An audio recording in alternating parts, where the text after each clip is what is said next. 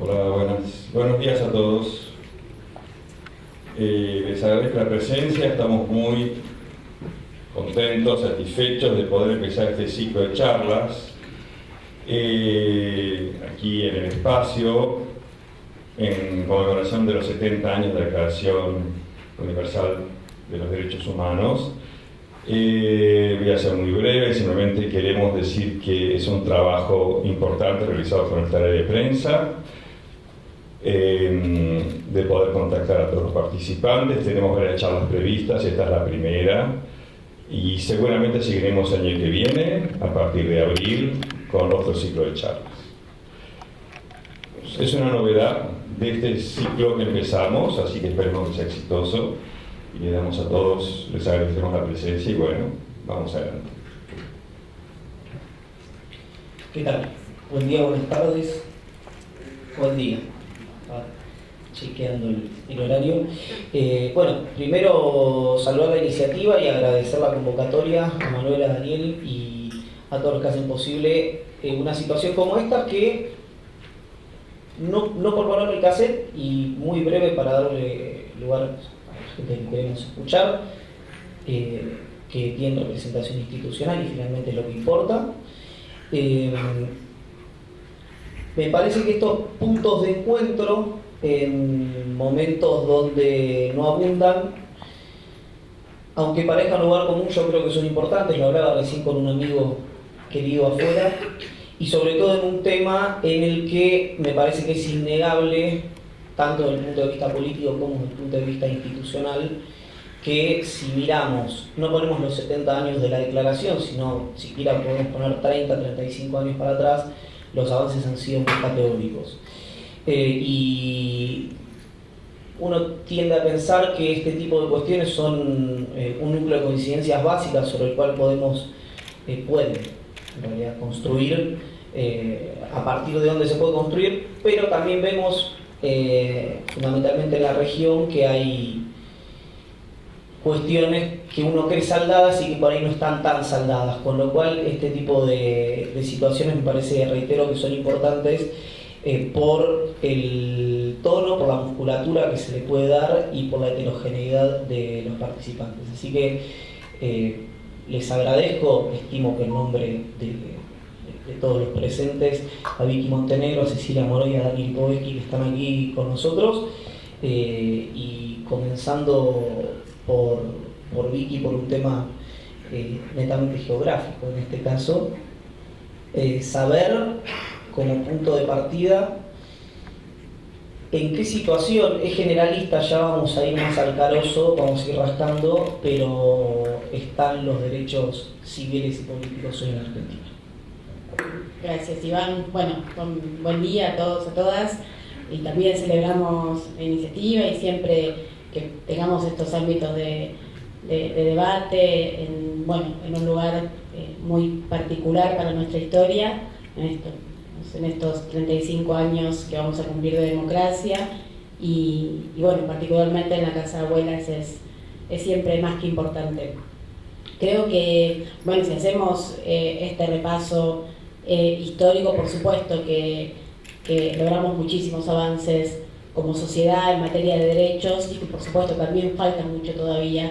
El avance que conquistamos las mujeres, pero que todavía tiene muchos desafíos pendientes, digamos, en cuanto a nuestra participación política, nuestra participación sindical, una sociedad que realmente sea más inclusiva, que entienda los derechos humanos como una política que es transversal a todas las personas, independientemente de su participación o no política y de su vínculo o no con personas desaparecidas. Obviamente veníamos de una dictadura donde, de hecho, el conjunto de la sociedad tenía naturalizado que cada tanto tiempo se imponía nuevamente el orden, y el orden entre comillas, ¿no? Pero esta posibilidad de que las Fuerzas Armadas pudieran tener control, y bueno, una de las primeras medidas que toma el presidente Alfonsín, que es, digamos, prohibirle a las Fuerzas Armadas intervenir en la seguridad interior. Eso fue fundamental para empezar a fortalecer realmente el sistema democrático, y que como sociedad entendiéramos que no era una posibilidad que ellos ejercieran el poder político y pusieran la fuerza contra el pueblo. A partir de ahí también, con avances, con retrocesos, rescatar el rol de los organismos de derechos humanos y el reclamo permanente para que haya memoria, verdad y justicia, ¿no? Cuando, bueno, también Alfonsín, cuando deroga la ley de autoamnistía del gobierno de la dictadura cívico-militar, fueron muchísimos los avances. Hoy se para, y sobre todo nos sucede cuando hablamos con los más jóvenes, ¿no? Poder pensar en este presente y entender de dónde venimos, y que 35 años para la historia de un país no es tanto tiempo. Y que hace 35 años nosotros, más allá de mi caso particular, nosotros como generación, vivíamos y nacimos y teníamos naturalizada la violencia por parte del Estado, no poder ejercer libremente nuestros derechos.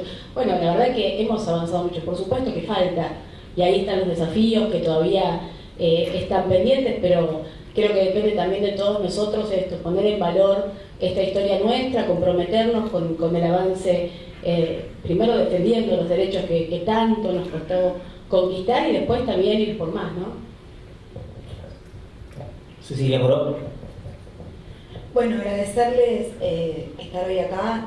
Realmente es un lugar que me trae mucho a movilización interna por lo que significó, pero también, digamos, la sensación que uno tiene de venir acá en estas condiciones, de venir acá a expresarse libremente, de venir acá con compañeros de distintas fuerzas políticas. Seguramente entre nosotros muchos no pensamos lo mismo, y eso está buenísimo porque me parece que ya es el síntoma, digamos, más claro que evolucionamos en estos 35 años.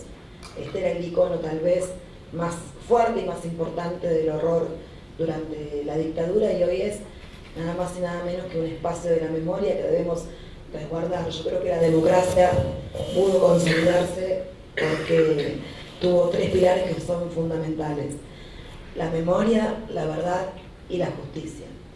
Y me parece que sin ellos no pudiésemos haber avanzado en la consolidación de estos 35 años de democracia. Por eso me parece que la memoria tiene que estar activa, me parece que hay que seguir buscando la verdad. Todavía hay 400 nietos que faltan restituir su identidad, y me parece que tenemos que seguir trabajando por la justicia. Por eso yo creo que una de las cosas más conmovedoras, y una de las revoluciones populares más conmovedoras, junto con la de la legalización del aborto, donde se vio la manifestación de la gente en las calles, fue cuando se intentó el 2x1, explotaron las plazas. Así que nada, eso ya me parece que es mucho, ¿no? Hace 35 años no teníamos ley de divorcio, patria potestad compartida, se avanzó en la ley de identidad de género, matrimonio igualitario, fertilización asistida, en un montón de cosas se avanzó. Pero también es cierto que todavía nos falta mucho. Cuando uno piensa la situación de las mujeres, sin duda, y ve además lo que pasa en Brasil, por ejemplo, realmente nos obliga a comprometernos mucho más en el desafío de seguir trabajando por más inclusión de las mujeres y por más derechos para las mujeres. Pero no son solo las mujeres. Yo el otro día pensaba también las comunidades aborígenes, originarias. Ustedes fíjense, ellas no forman parte no solo del Congreso o ningún espacio de representación pública nacional, sino aún en las provincias donde hay mayor cantidad de pueblos originarios, ni siquiera forman parte del poder político provincial. La educación de calidad, la salud, bueno, son temas que nos llevarían charlas enteras, ¿no? Pero me parece que los que tuvimos la suerte de crecer en democracia, de alguna manera tenemos el compromiso y la obligación de ampliar y de garantizar derechos. Porque esa es otra discusión, ¿no? Muchas veces creemos que los derechos se tienen que poner en discusión y se plebiscitan. No, los derechos vienen para garantizarse. Y nada, creo que hacemos política por eso, porque en definitiva más derechos es más igualdad. El día que dejemos de militar con esa consigna, me parece que lo importante es que nos dediquemos a otra cosa, porque empezaremos a entender la política como un proyecto personal y no como un modo de vida.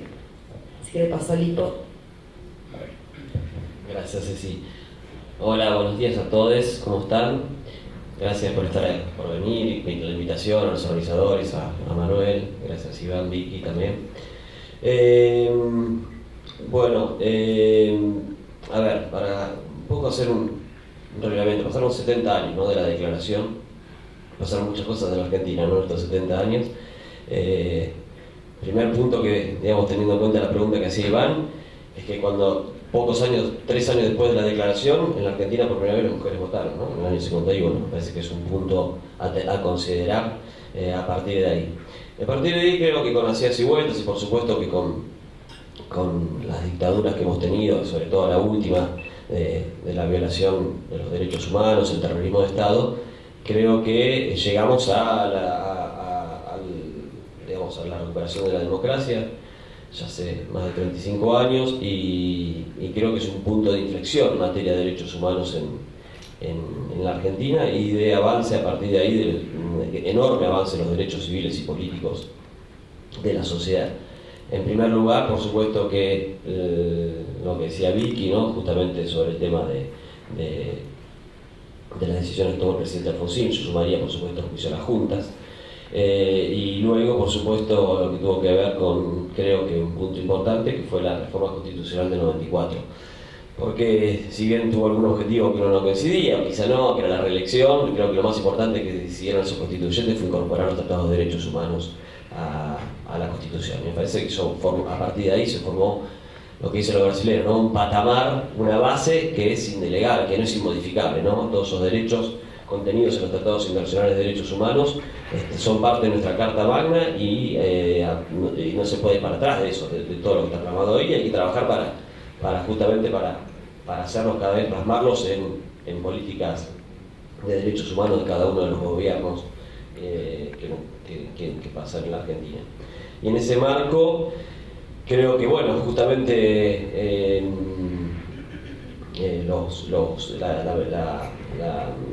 toda la política de memoria ha sido importante, ¿no? Los juicios contra los autores de los crímenes de lesa humanidad, creo que ha sido un importante avance. Todavía están en ese proceso, pero creo que se ha avanzado mucho. La recuperación, por supuesto, de los nietos expropiados, de todo el trabajo que venía haciendo los organismos de derechos humanos, sobre todo abuelas en ese marco, creo que son parte también justamente de este proceso.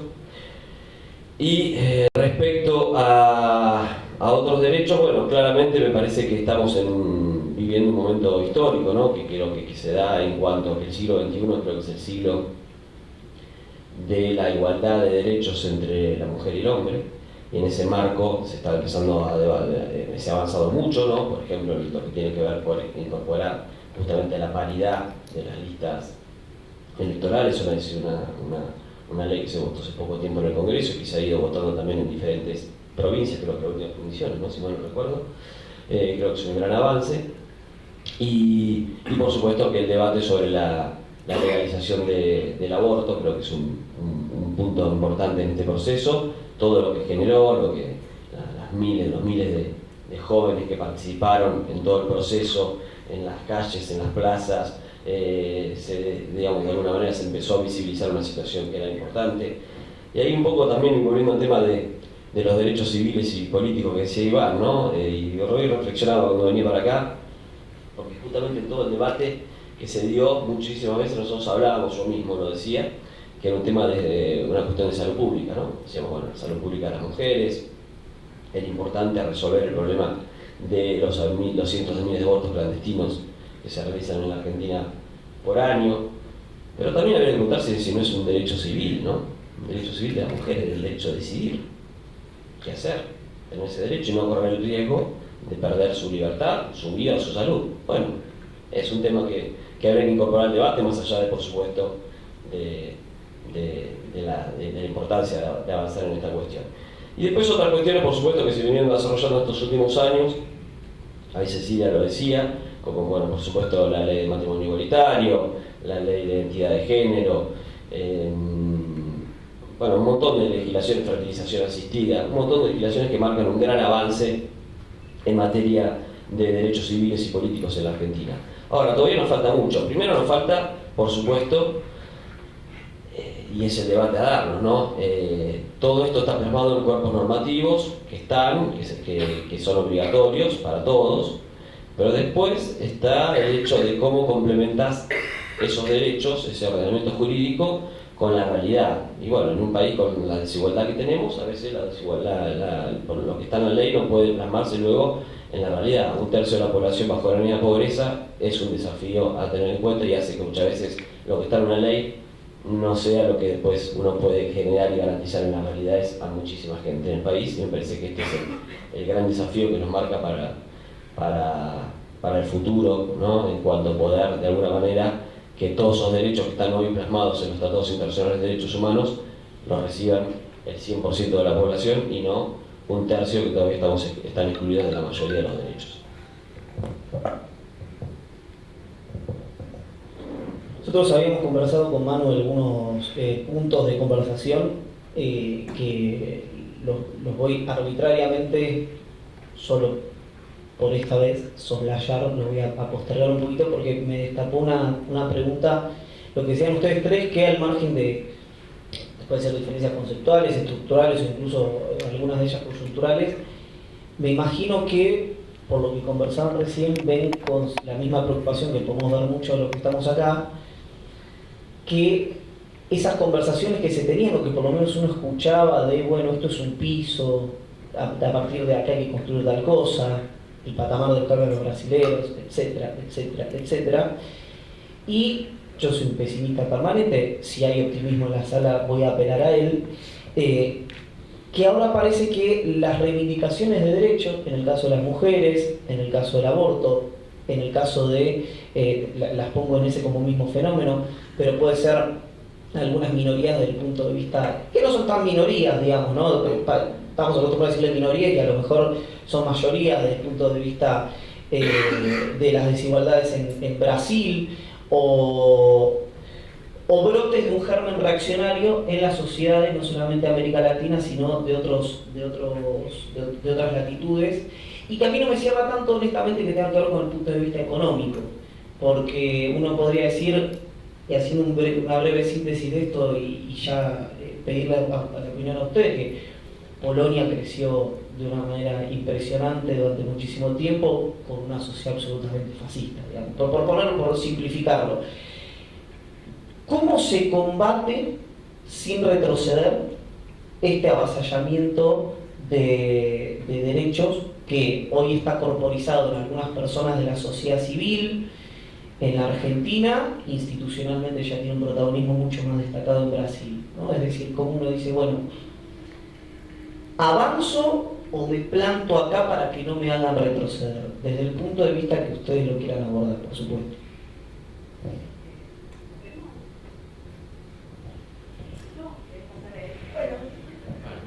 Arranco yo ahora. Bueno, es un buen interrogante. Primero, me parece que hay que analizar las razones, sobre todo creo que el efecto Bolsonaro, ¿no? Que creo que hay que considerarlo. Por supuesto, Brasil es nuestro principal socio, nuestro vecino. En ese marco me parece que hay que entender que la sociedad brasileña es bastante distinta a la nuestra. En primer lugar, y es para considerar, ellos nunca hicieron una revisión de los crímenes cometidos por la última dictadura brasileña, ¿no?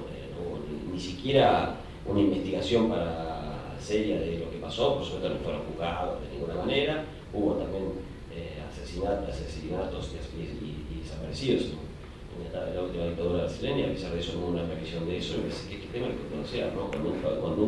Cuando en una sociedad falta la memoria, y por supuesto falta la justicia, puede pasar después de que venga un militar a ser elegido por el pueblo.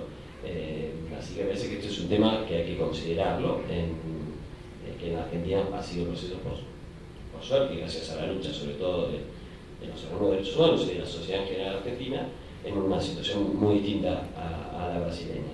Después hay otras consideraciones que tienen que ver con un sistema político muy distinto al nuestro, un sistema de partidos muy distinto al nuestro, una fragmentación partidaria enorme, muy distinta a la Argentina, y eso también hay que considerarlo en la elección de Bolsonaro. Pero más allá de eso, sin lugar a dudas, va a influenciar, digamos, va a influir. ¿Y por qué lo digo? Por lo general se ha dado en nuestra región que son procesos parecidos, no iguales, pero parecidos, ¿no? Cuando tuvimos en los 90 un gobierno neoliberal como el de Menem, en Brasil estaba primero Collor de Mello, después Itamar Franco, luego Fernando Henrique Cardoso, quizá un poquito más, digamos, no tan neoliberal, pero también aplicó una política del plan real de estas cuestiones parecidas a la convertibilidad de los 90. Luego, bueno, el PT, el kirchnerismo, digamos que también tenían algún parentesco o algún vínculo o alguna relación, para no ofender a nadie. Entonces me parece que hay que considerar estas cuestiones y hay que estar atento a lo que puede influenciar en este punto. Y ahí volvemos a tu pregunta, ¿no? ¿Qué hay que hacer en esos puntos? Yo soy de la idea de que primero que hay que instalar lo de la base y eso que es indiscutible. Me parece que en eso no podemos volver atrás. Y cuando hay un atisbo de esa discusión, me parece que hay que tratar de reaccionar muy fuertemente. Yo lo veo ahora en el atismo de con mis hijos no te metas, ¿no? Me parece que este punto es la primera reacción que yo veo de algo de querer, digamos, la contrarreacción a todo el proceso, por ejemplo, de la legalización del aborto. ¿Por qué? Porque la verdad que es indiscutible que los contenidos de la educación los fija el Estado. No hay ninguna duda, es una discusión que se dio hace muchísimos años. Entonces, ahora, después cada familia tiene derecho en su casa a educar a sus hijos como sea, pero en la escuela quien fija los contenidos es el Estado. Entonces, admitir el con mis hijos no te metas es grave y hay que luchar contra eso. Y no hay que dejarlo pasar de ninguna manera. Y hay que ser muy fuerte en eso porque es la primera contrarreacción que yo veo. Puede haber otras, pero me parece que hay que trabajar para el conductor muy fuertemente. Me parece que en el marco este tipo de iniciativas que son transversales y multipartidarias ayudan en ese punto. Por lo tanto, la pregunta es, yo creo que hay que fijar una base y después creo que hay que seguir, hay que avanzar, porque la sociedad requiere que avancemos. La muestra del debate sobre la elección del aborto muestra que la sociedad, gran parte de la sociedad pide que avancemos. Pero por supuesto hay que avanzar con estrategias, pensadas. No hay que ir sin pensar el camino para hacerlo, porque si no puede ocurrir que les hagas el juego quienes están generando contrarreacciones. Bueno, sin duda, yo creo que con mis hijos no te metas, lo estamos viendo ahora mucho con el tema de la ESI. Yo la verdad que aparte, digamos, tengo la sensación de que gracias a Dios, porque no creo que en esto, si es que alguno cree en Dios, yo no creo, pero si es que existe, digo, gracias a algo, nuestros hijos son mejores que nosotros en ese sentido. Y tienen una construcción cultural mucho más importante, y ellos entienden que son sujetos de derecho y que no son propiedad de ni siquiera sus padres. Yo, la verdad, y menos mal que arrancó el hipo, entonces no me tienen que contestar, siento que estamos en un punto muy complejo, digamos, porque más allá de la situación social, que si quieren después la profundizamos, veo algunos intentos por volver para atrás en derechos que han sido ya conquistados. Voy a dar 2 o 3 ejemplos. Me pasó muy claramente el día que Juan Grabois fue detenido junto a un grupo de trabajadores senegaleses que ellos tenían radicación en el país, hasta tenían el carnet de vendedores ambulantes que la ciudad les otorga, con lo cual no es que estaban ilegales.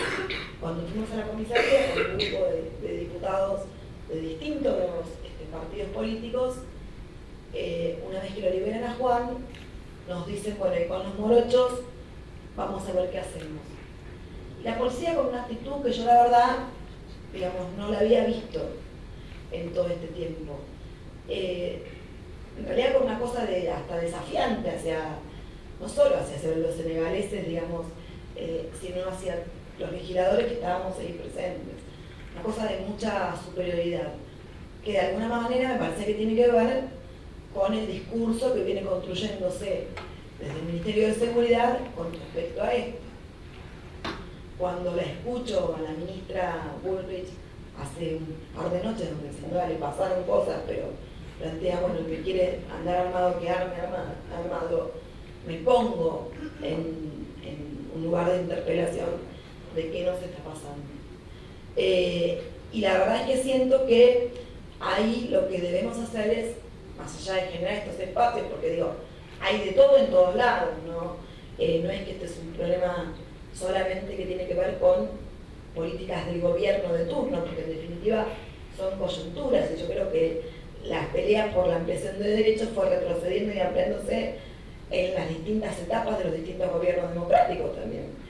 Pero lo cierto es que me pongo en el lugar de sentir que ahí falla la política, porque muchas veces, digamos, es esto, ¿no? Es que los organismos de derechos humanos están para ocuparse del tema de los derechos humanos. A ver, digo, los informes los hace el CELS, los hace la ABC. En el Congreso nosotros tenemos que crear un observatorio, es un tema a plantear, un observatorio de derechos humanos y ver cómo se avanza en ese sentido. Digamos, la política se tiene que hacer cargo de estos temas, porque si no termina siendo una cosa que termina yendo por canales paralelos. Me parece que es un gran problema que tenemos y que nos permite, digamos, estancarnos pero no avanzar. Sí, ahí, bueno, en primer lugar, soy militante, así que estoy obligada a ser optimista siempre, a pesar del contexto. Y tomando un poco lo que planteaban, creo que hay que tener mucha claridad de cuál es el contexto. Digamos, si, creo que sí importan, y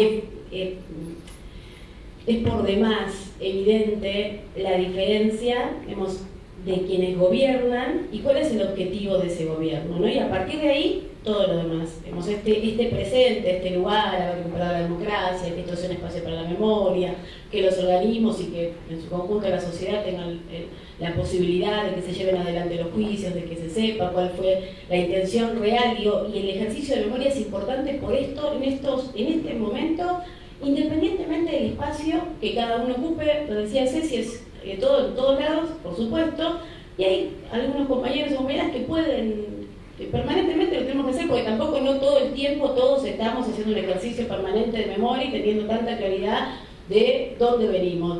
Entonces, el objetivo de la dictadura cívico-militar no fue robarse 30.000 personas, desaparecer 30.000 personas, y robarse 500 bebés. Fue instalar un modelo económico del país.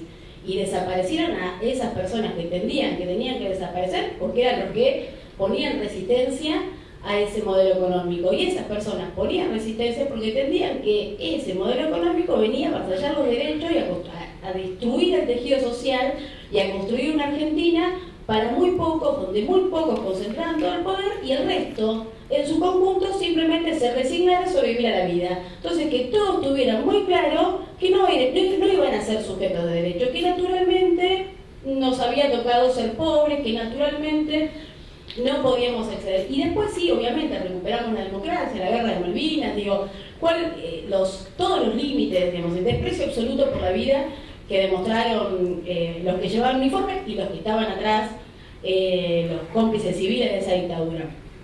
Y a partir de ahí, avanzan, retrocesos, gobiernos que le pusieron todo, a los que también le pasó al gobierno de Alfonsín, le pasó también a muchos gobiernos, particularmente en los últimos 12 años, el gobierno del cual me siento parte, digamos, políticamente, que cuando siempre se avanza en materia de derechos, no es fácil, cuando se tocan intereses nunca es fácil, y siempre se intenta desestabilizar, y hay la importancia de que estas bisagras que pudimos construir como sociedad las respetemos todos. Hoy, en esta Argentina, hoy en nuestra ciudad de Buenos Aires, Mañaco es el partero de este lugar, el partero de la ESMA, ¿sí? El que hizo el parto de muchos bebés que ya encontramos y que seguimos buscando, está en libertad.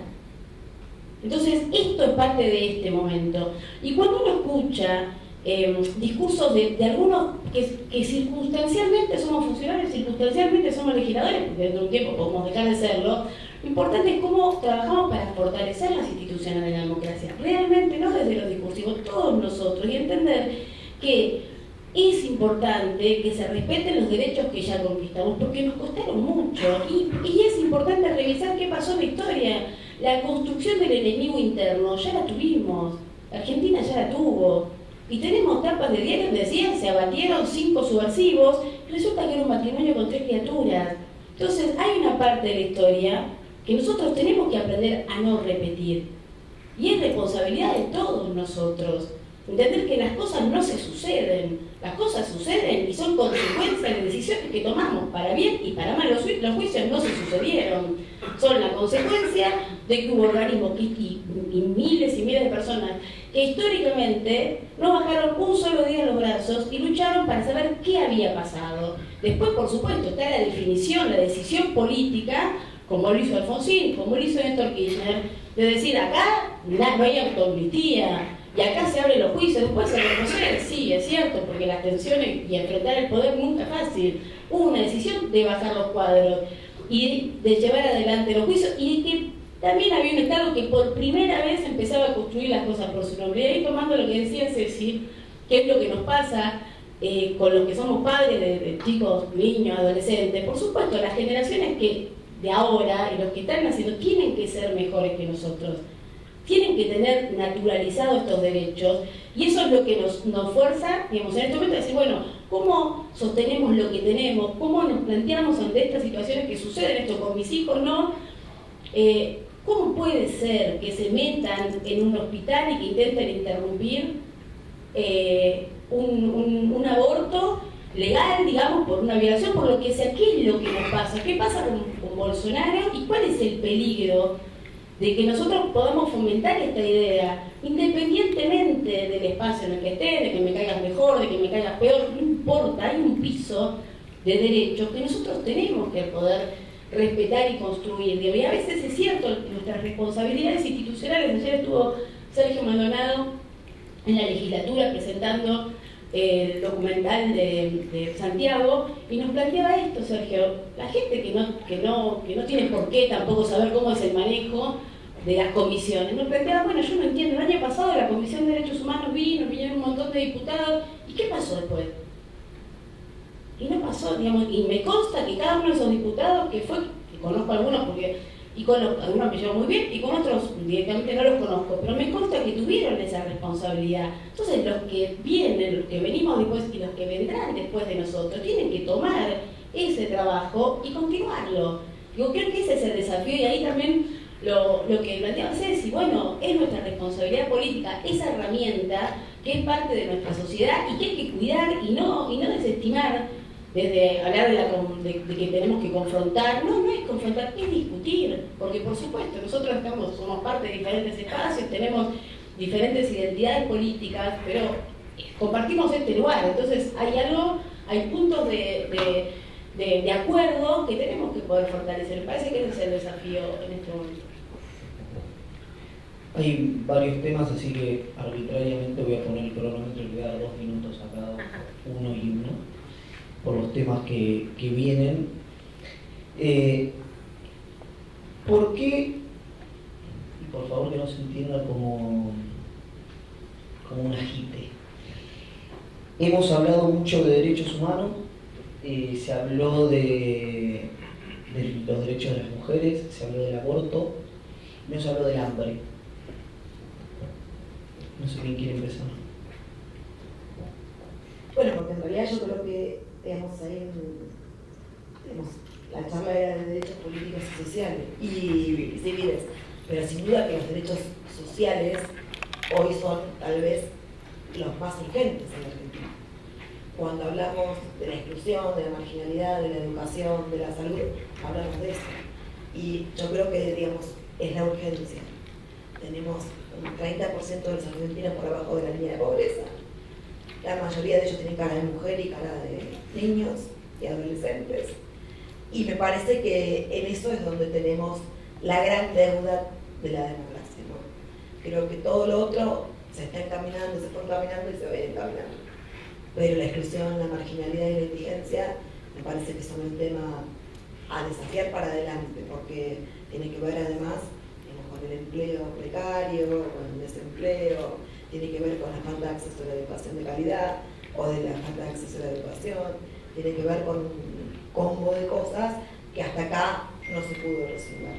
Yo creo que hace falta en esto sí un gran acuerdo económico, social y productivo donde formen parte todos los sectores de la producción de Argentina, de los estudiantes, del empleo. Me parece que es fundamental.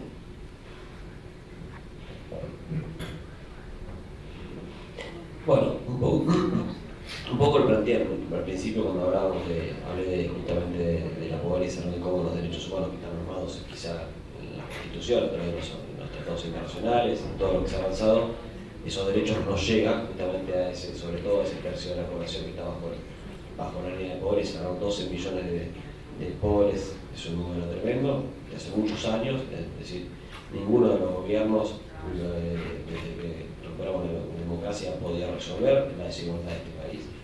Y me parece que es un punto menos la dictadura cívico-militar, claramente, no es que eso sí, pero bueno, me refiero a que justamente es el desafío, ¿no? Porque por supuesto, por más que nosotros plasmemos los derechos humanos normativamente y trabajemos con esta base que hablábamos, el patamar famoso, si no logramos de alguna manera resolver el problema de la pobreza, y esto incluye el hambre, sin lugar a dudas, como elemento principal,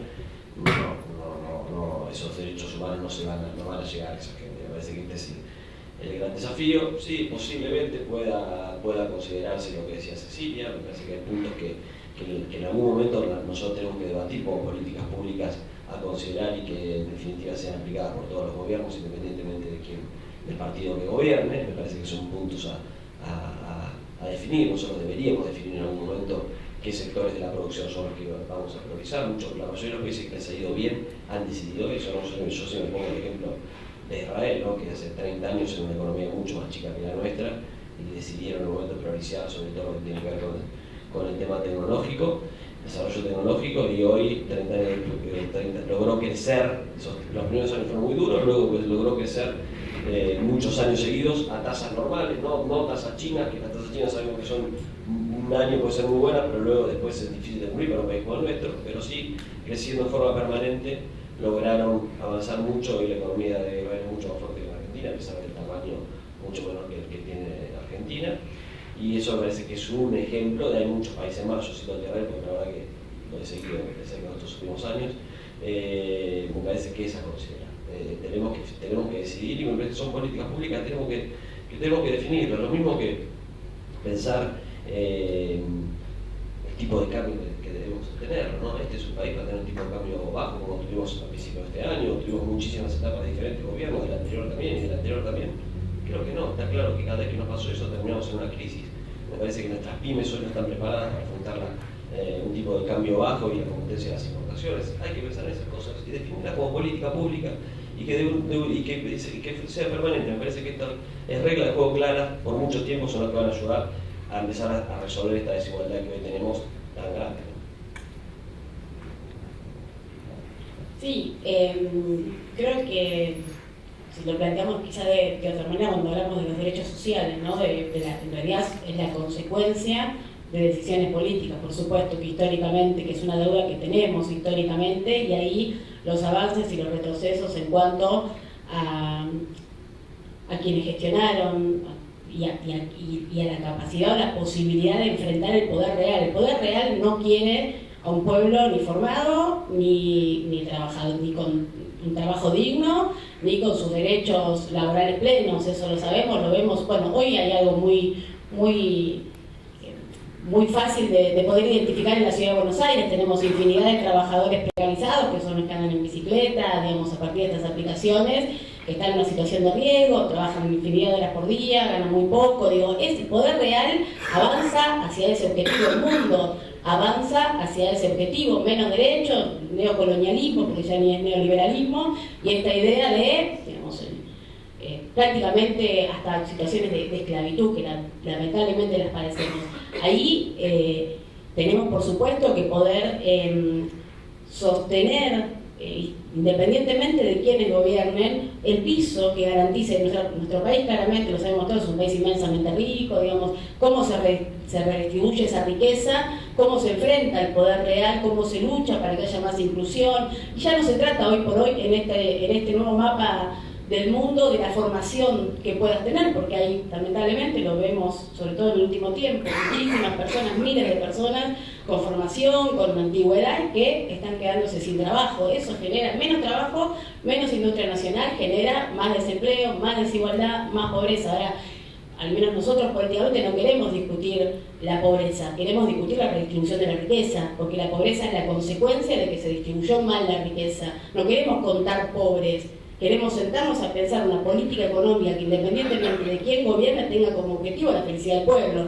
Y a partir de ahí, obviamente no es mágico, lo sabemos, se necesita muchísimo trabajo, muchísimo consenso en general, pero si el corazón y el objetivo está puesto en ese camino, digamos, no nace la asignación por hijo, no se suceden los programas de inclusión social. Son consecuencias de decisiones políticas que tienen como objetivo que el pueblo en su conjunto pueda tener cada día más derechos, más oportunidades, y ahí, a partir de ahí, poder generar y combatir realmente la pobreza. No, por favor, perdón la digresión del tema, pero me parecía la ausencia. Sí, está el cronómetro acá, no sé qué señas hacerle yo. Hay un punto que tiene que ver, y me gustaría, como paso previo para la pregunta final, por ahí con cierta expectativa de futuro, que es el rol. A mí me gusta hablar de la sociedad civil, hay muchos amigos a los que no les gusta hablar de la sociedad civil, pero el rol de la sociedad civil en estas, por la positiva, ¿no? En estas conquistas de las que hemos hablado y han hablado ustedes, pero previo a eso hay un tema que no hemos conversado y que es como un elefante rosa acá en la sala, que es el tema de la justicia en un momento como este, cuyo impacto mainstream por ahí más importante es en las prisiones preventivas, pero hay tantísimas otras, desde acceso en los barrios vulnerables hasta cuando el primer mostrador, digo justicia y seguridad, el primer mostrador del Estado para denunciar violencia de género son las fuerzas de seguridad, la falta de formación de muchísimos, ya no hablo ni siquiera de jueces, digo, ¿no? De secretarios y de allí para abajo en materia de contención en violencia de género, pero también en muchísimos otros derechos vulnerados. Así que les pido una tarea medio homérica, que es respetar el tiempo y hacer una suerte de... Podemos extenderlo a 3, en virtud del tema y de que es uno de los últimos, si me lo permiten aquí. Pero abordar eso porque además los he escuchado y las he escuchado tener algún punto de contacto respecto a lo que está pasando, a la lectura de lo que está pasando. Así que volvemos a iniciar por el caballero, si está de acuerdo. Qué tema, el tema de la justicia en la Argentina es tremendo, la verdad, pero hay dos cosas para abordar. Primero es el funcionamiento general de la justicia, que es malo. Es malo, antiguo, lento. No se ha modernizado, no utiliza los métodos tecnológicos nuevos que podrían ayudar a hacer las cosas más rápidas. La sobrecarga de trabajo, la cantidad de juegos que hay que no alcanzan, sobre todo lo que dicen en el interior, con los juegos federales que están recontra, súper tapados de trabajo. Es un tema que hay que resolver. Bueno, lo primero que hay que resolver es nombrar terminar con la subrogancia, ¿no? Con los jueces que cubren los juzgados. En este periodo se nombraron 250 ternas en los últimos 3 años. En el anterior se habían nombrado 70, el anterior a este. En los últimos 4 años anteriores me parece que era un tema que había que resolver y creo que se avanzó bastante, pero no va a alcanzar con eso solo. Hay que pensar en una mejora tecnológica y también hay que pensar en otros cambios, quizá ampliación de los horarios, a mí me gusta el tribunal judicial, 2 turnos, pero me parece que hay que pensar en algunas cuestiones, hay que pensarlas. Después está eso desde el funcionamiento de la justicia. Después de lo normativo también tenemos una responsabilidad del Congreso y ahí voy a las prisiones preventivas. La realidad es que hoy la legislación sobre las prisiones preventivas es una legislación muy laxa que permite que dejan la interpretación judicial de cada juez cómo aplicarlo, ¿no? Entonces hay 2 principios que son justamente peligro de fuga o obstrucción en la investigación judicial. Eso hace que la interpretación sea absolutamente amplia, hay un gran poder discrecional de los jueces en la aplicación y eso hace que tengamos jurisprudencias absolutamente contradictorias o distintas. Me parece que nosotros del Congreso tenemos que ajustar esa regulación y mejorar la redacción, quitando tanta discrecionalidad. Un elemento a considerar me parece que es el elemento de la peligrosidad. Es lógico que un acusado de homicida que implica un peligro a la sociedad, por ejemplo, con la aplicación de la prisión preventiva. Ahora, hay otro tipo de delitos que no necesariamente tienen que ser. Hoy por hoy lo que uno le pide a los jueces es que sean muy estrictos y que fundamenten muy bien las prisiones preventivas. Yo he sido muy crítico de algunas, que han sido para mí, en las causas de corrupción me refiero, que han sido para mí mal fundamentadas, otras han sido bien fundamentadas por la justicia. Me parece que lo mínimo, cuando uno toma una decisión tan excepcional como ordenar una prisión preventiva, es que después se toma el trabajo de fundamentarla bien. Porque eso es una medida excepcional. En realidad, el procesado o el investigado espera su sentencia en libertad. Ese es el principio general. Cuando vos rompes ese principio de excepcionalidad, con una excepcionalidad, tenés que fundamentarla bien. Y eso no siempre ocurre, me parece que es el primer punto a considerar. Y el segundo a considerar es que tenemos que quitarle excepcionalidad, agregarle condiciones para que la prisión preventiva sea viable, y eso depende no de los jueces, sino del Congreso. ¿Cuánto es? Bueno, yo, muy breve, ¿no? Le voy a ganar a Hipólito. El otro día fui a Comodoro Pi a presentar una denuncia contra un funcionario. Y lo primero que me impresionó fue que estaba tratando de tomar el ascensor y bajaban chicas con las carritos con carpetas que se le caían, que no les daban las manos para ir a causas. Entonces digo, esto que dice él, ¿no? La justicia no está sistematizada, es un desorden total, siguen funcionando con métodos de hace 20, 25 años. Seguramente falta, y más también, ¿no? Falta mucha infraestructura. Ahora, yo creo que también hay dos cosas. Hay una justicia para ricos y una justicia para pobres. El acceso no es el mismo. Ayer veía un chico que había estado un año y unos meses preso por amenazar al presidente, no sé si por Twitter o por teléfono, y resulta que un año y medio después fue declarado inimputable. Eso a un rico no le hubiese pasado. Y la tercera cosa, yo creo que el nivel de corrupción de determinado sector de la justicia hoy es uno de los más altos de la Argentina. Si no hubiese ese nivel de corrupción, tal vez las redes de trata, laboral, sexual, el narcotráfico no se hubiese instalado con tanta facilidad en la Argentina. Para que esto ocurra, tiene que haber connivencia de determinados sectores, de la política, la policía, de la justicia, y me parece que es un tema a tomarse muy en serio, ¿no? Esto de que la justicia condicione al poder de turno, a mí la verdad me aterra. Pero no me aterra porque, digamos, le deba algo a la justicia. A mí, más que un novio escondido, la verdad que no me pueden encontrar nada, sino que me aterra el hecho de sentir que vivimos en un país donde en definitiva no hay justicia. Sí, también me voy a hacer muy breve, pero creo que es una de las deudas más grandes que tenemos democráticamente y me preocupa mucho esta capacidad de camuflarse, ¿no? No de la justicia, sino del poder judicial, de los funcionarios judiciales, digamos, para separar la justicia de los funcionarios judiciales. Los funcionarios judiciales, algunos de ellos que fueron parte y cómplices en la época de la dictadura y continuaron siendo funcionarios judiciales, que fueron los que entregaron bebés en adopción sabiendo que había una familia que los buscaba y ayudaron a esconderlos. Después fueron funcionales al poder de turno, pero siempre defendiendo el poder real. Digamos, y esto es lo que planteaba Cecilia también, digamos, los pobres no están en la cárcel. Nosotros vamos, visitamos la cárcel, hacemos charla de derechos humanos, y cuando uno va a una cárcel, la mayoría, un 99%, son pibes muy jóvenes, morochos, pobres. Los ricos no están en la cárcel, están los pibes pobres y las pibas pobres. Y hay un desafío que tenemos, y entiendo que debe ser una prioridad para todos. Particularmente nos preocupa mucho esta nueva práctica de algún sector del Poder Judicial que actúa muy parecido o haciéndonos recordar mucho los peores momentos de nuestra historia. Vimos cual grupo de tareas, rompiendo puertas a la madrugada, sacando a la gente de su casa sin informarle, sin garantizarle sus derechos. Digo, eso habla mal de todos nosotros, independientemente del espacio. No vamos a estar en detalle de quién tiene más o menos causas, cómo actúan con tal o con cual. Por supuesto, soy parte de un espacio político que tiene presos políticos. Me ha tocado y estuve acompañando a Milagros Salas en la carpa desde los primeros días que estuvieron detenidos, y me consta y es brutal la estigmatización, la persecución del Poder Judicial y el aparato, y ahí la peligrosidad de que el aparato del Estado actúe en contra de los derechos de los ciudadanos. Nosotros no tenemos posibilidad de defendernos de la violencia del Estado.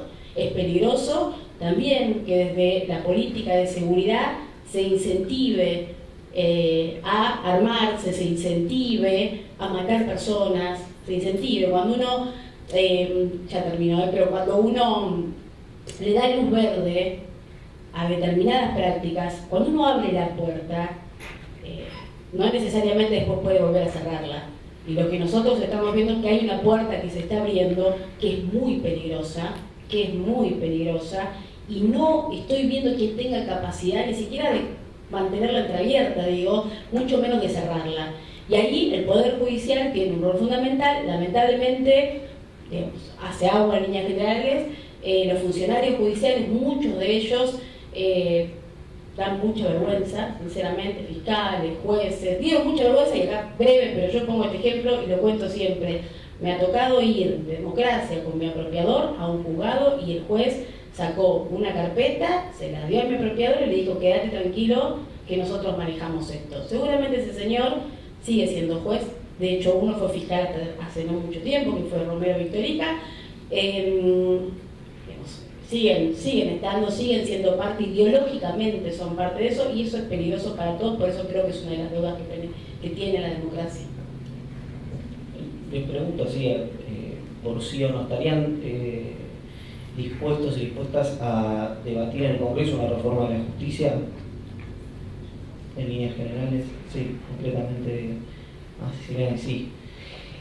La última, para dar paso a las preguntas, saber si creen que tuvo un rol, que seguramente lo tuvo, pero para no editorializar la pregunta, y en tal caso, ¿cuál la sociedad civil en estos 35 años, en lo que respecta a los avances, pero también, para ser un poco antipático, en lo que respecta a este discurso reaccionario que yo no sé si nunca existió o si solo se ve habilitado ahora, la interpretación que tengan ustedes, pero en las dos cuestiones, ¿no? En los 35 años de avance y en esto que no sabemos si es porque leemos mal la coyuntura y nos apura emocionalmente por la negativa, o si efectivamente hay un foco muy importante de la sociedad que quiere un retroceso en materia de estos derechos que estábamos hablando.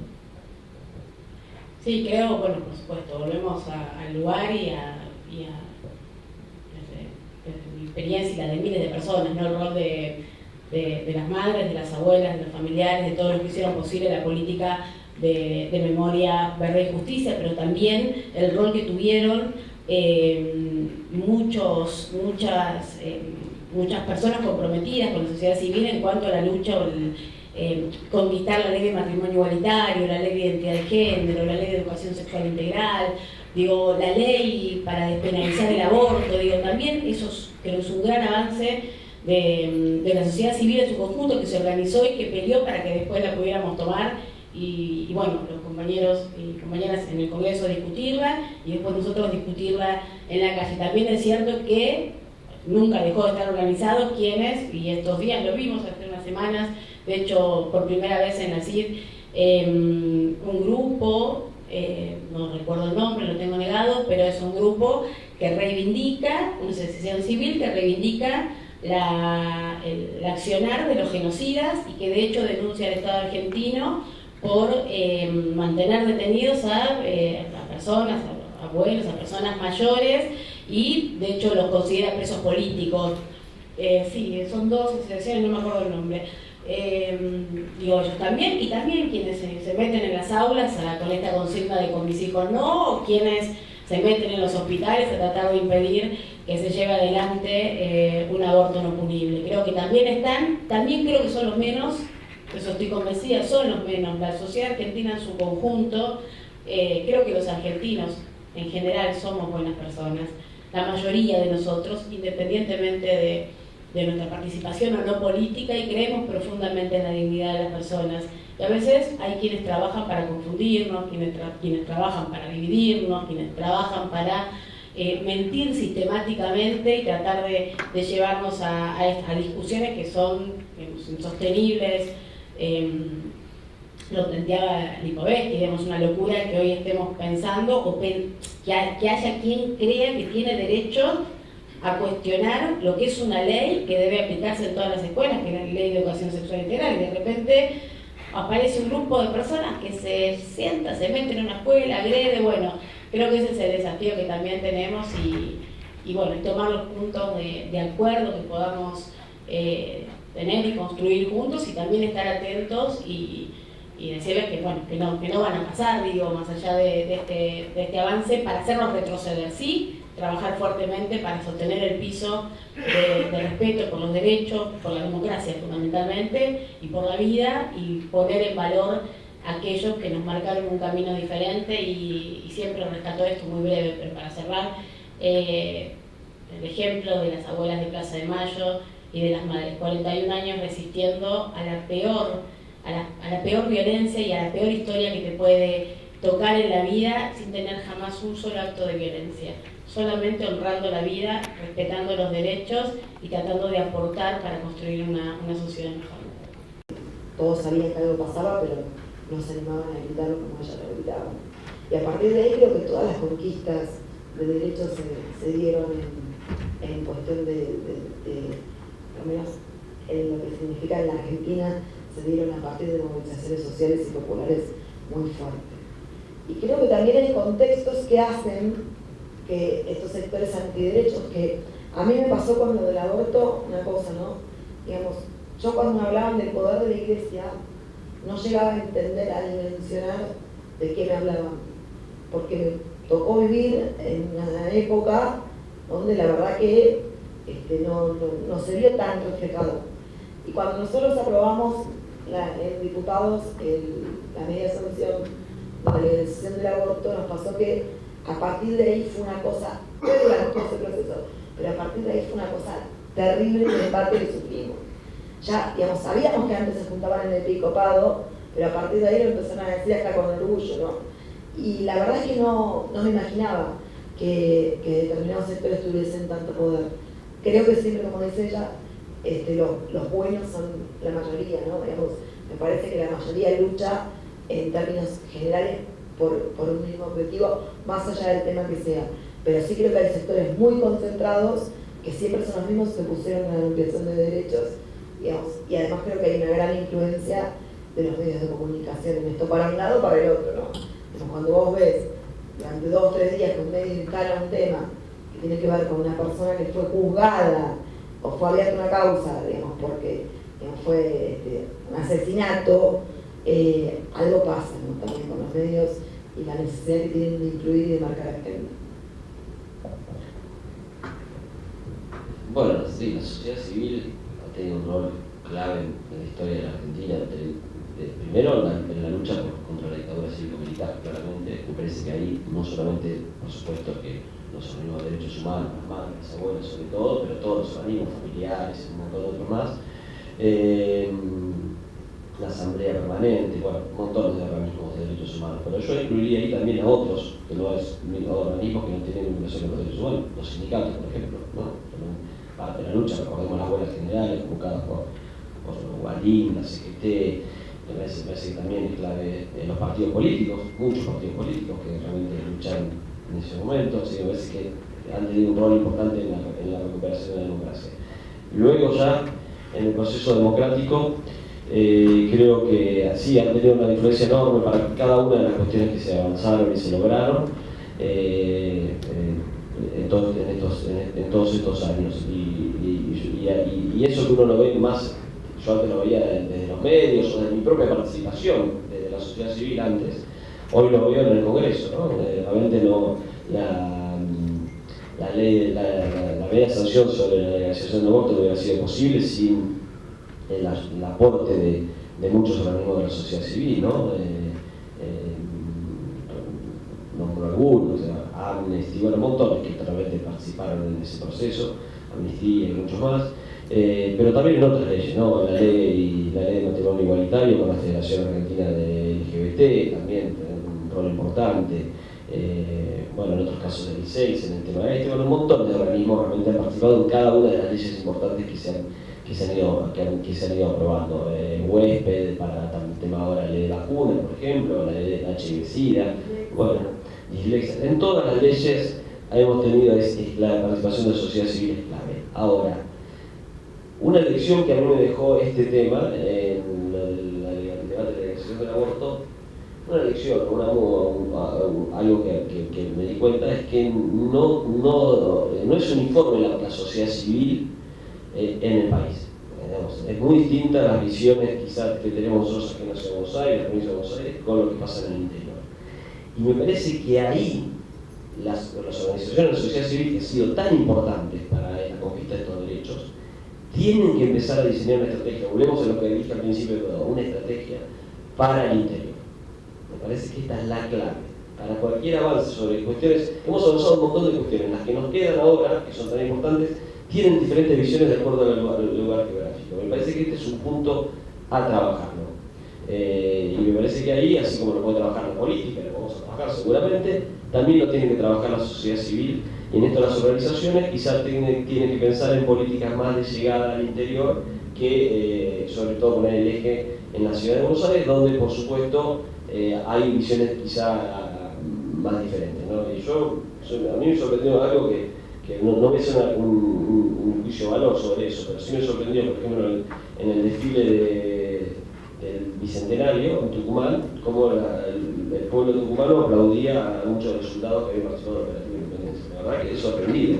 Pero bueno, es una visión de una parte de la sociedad que hay que considerarla y atenerla y no sé si entenderla, pero por lo menos atenderla. Así que me parece que es un tema que hay que seguir trabajando y pensar mucho en la regionalización y políticas más federales de la sociedad civil.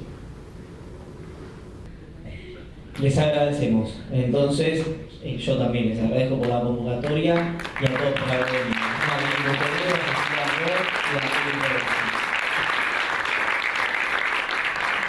Simplemente como miembro de los organismos, debo decir que esta es nuestra acción actual como miembro de los organismos. Memoria, verdad y justicia, pero también hoy implicarnos en la realidad cotidiana, porque eso es lo que hubieran querido los nuestros, porque ellos estaban todos implicados en la realidad cotidiana, por eso pasó lo que pasó. Así que muchísimas gracias nuevamente y seguimos todos adelante trabajando para el futuro. Gracias.